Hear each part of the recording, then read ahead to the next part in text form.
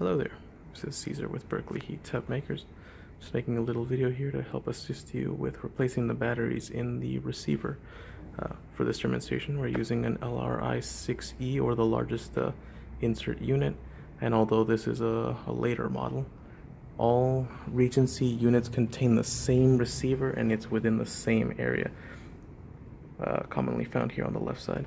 So we're going to get this faceplate off, and if you are familiar with this style, the bottom is magnetic, so if you just pull away, it should come right off. Second part is to unhinge it from the top, so with it slightly open, you can hold it from here, and you can do the same on the other side, and we'll just lift it up and pull it away.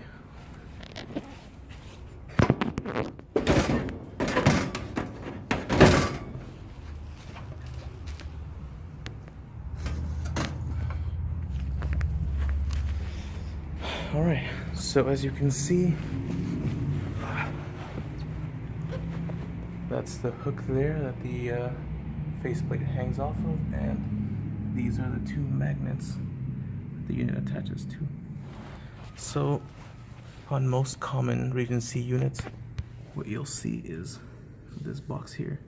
This is your manual on and off to the unit, and it's also the receiver to the remote.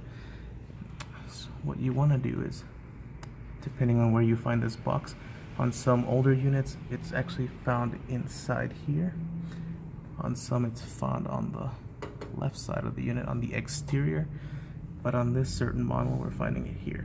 So if you take a look here,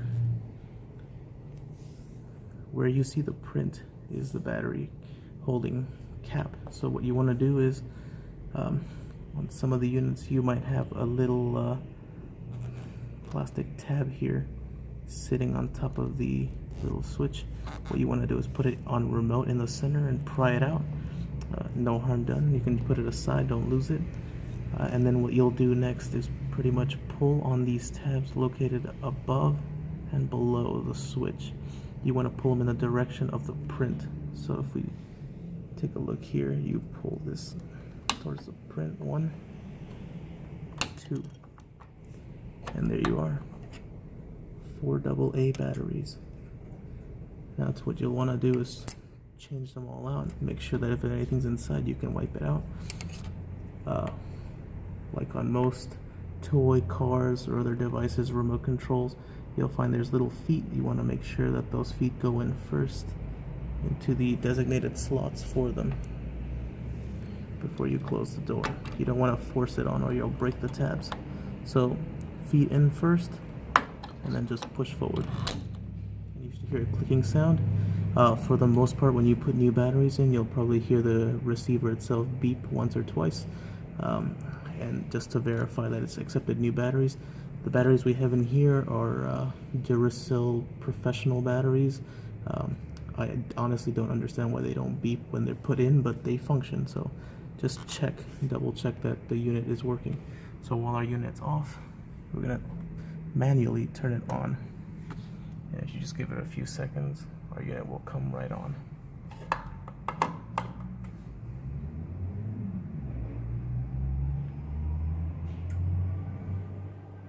And voila, we have fire. Now what you want to do is, if you have your remote and it hasn't been synced in a while with the receiver, what you want to do, you don't necessarily have to do this, but just to be sure, you can put it in the remote and the flame might go out, depending on what the last option for the remote was. Now,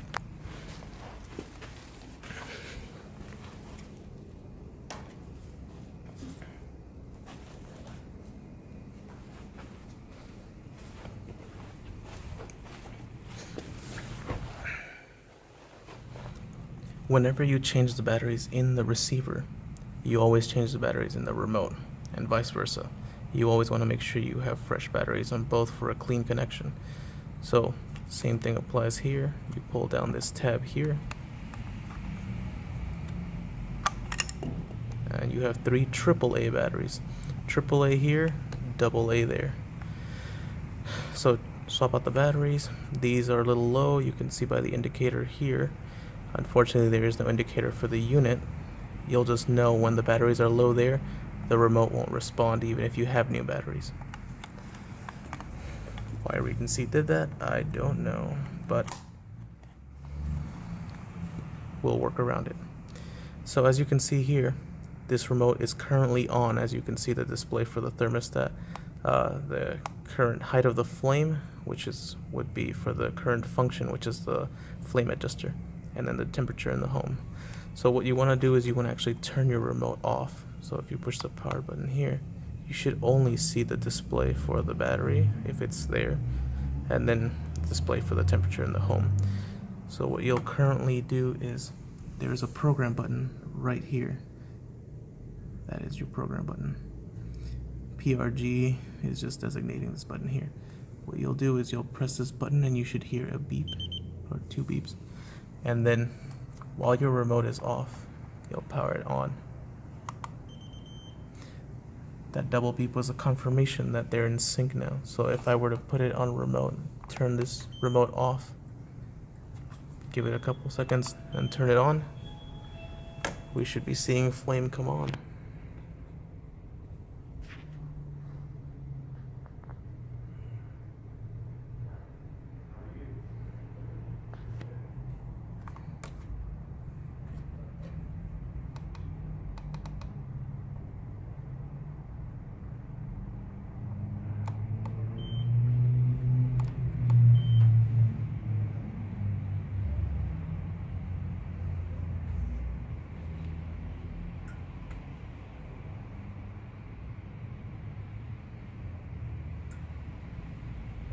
There it goes.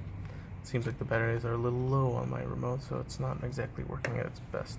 But you also do want to give your fireplace a couple seconds to come on, normally within a minute or two.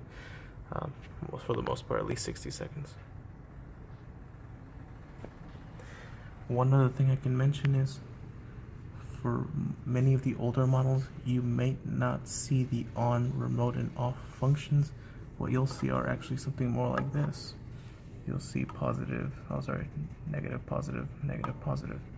Always make sure that if you're looking at the top, top would be on. So you'd know that the direction of the switch, the position that it's on, the higher it is towards the top, that would be on. Away from top, down would be off. What else can I tell you? Aside from that, just make sure that every year or so you do want to change the batteries just to be safe, and then also again make sure you change them in the remote. If for any reason you're still experiencing any issues, please feel free to contact us. Our number is 510-843-2000, and this is again Berkeley Heat Tub Makers. We're located on 915 Ashby, right off the Ashby exit if you're coming on 880, and you can find parking on our Potter Street, which is parallel to Ashby. If you have any comments, you can also email us. Our email is berkeleyheatcustomerservice@gmail.com, and that's one whole word, berkeleyheatcustomerservice@gmail.com. This is Caesar again, just making this video to help you guys out. If you have any other questions, you can also, call me, check in for me, and I'll gladly help you guys out with anything you need. One quick thing before I end this video, I'm already forgetting. For the remote, one thing you want to make sure you're aware of is that while you have the program button here, on most remotes on the back you'll have a sticker that's a quick guide on how to use your buttons here and what they're operating, what they're programmed to do. What you want to make sure is that if you're on the thermostat here, that it says off. If you're aware of what the other options allow you to do, you want to make sure that you haven't changed or diverted from that. So if you hit the thermostat button, you'll get on. On basically lets you set a temperature. The unit will reach that desired temperature and shut itself off automatically, and it'll do that every time it's turned on. If you're on smart will allow the unit to turn on and off at its own will, and it'll basically be according to whatever the temperature in the home is, so it doesn't allow the room to get too chilly, but also you have no actual control over the unit and its functions. So always make sure that when you're off, you'll have full manual control. And again, your bottom mode button, the first option is flame height on and off. The second would be the speed of the blower. You can always go up and down on each one of these, so you can increase the intensity of the blower itself. You can hear it just came on. If I keep going higher, that's as loud as this is gonna get. If it doesn't sound like this, you have a problem. So if you wanna turn that off, it'll eventually turn off there. Your auxiliary options mostly for its real use is actually if you have a wall-mounted thermostat, you want to switch from this to the wall mounted. Auxiliary will let you work with the wall one instead, but that option's hardly ever used, so you can skip that. So back to the flame, make sure when you change everything, to avoid having any issues that you did not want to have going on, you want to make sure that it's on off. And if you're still experiencing any problems, let us know here and we'll do our best to assist you. Let me see here. So that's it. That should cover everything that requires changing batteries, making sure your unit's working. If you ever need to get underneath the glass of your unit, you should have a key that was assigned to your unit. It's basically a long rod.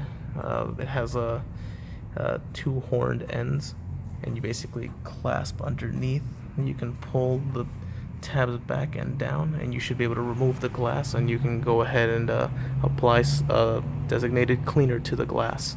Make sure it is for a gas burning unit. Thank you very much, guys, and if you have questions, let us know. Thank you very much. Take care.